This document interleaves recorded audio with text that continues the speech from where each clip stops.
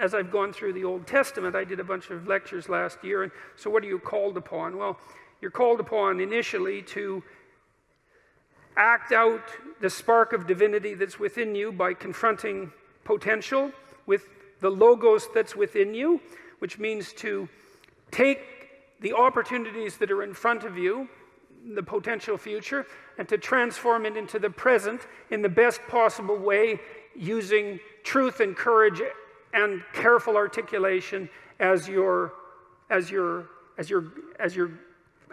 guide. So that's the first thing you're called on to do. That's a major deal there. That's a tough one. And then the second is to make the proper sacrifices. That's the Cain and Abel story. Is like you want something, you genuinely want it, you want to set the world straight, then you let go of what's necessary and you pursue. You let go of what isn't necessary, no matter what it is, no matter what it is. And then you pursue what's necessary. And then maybe you sacrifice your children to God. That was the story.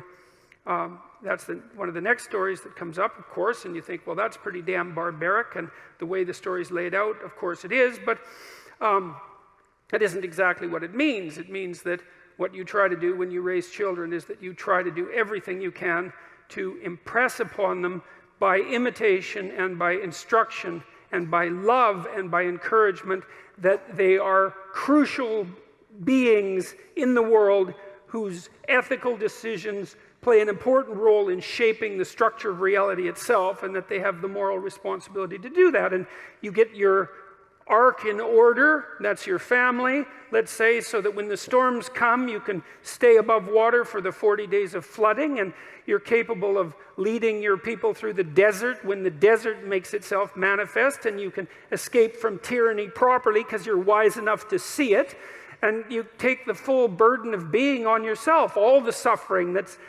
part and parcel of that. You accept that voluntarily, let's say, and you do everything you can to confront the malevolence that's part of you and that's part of the state and that's part of the world.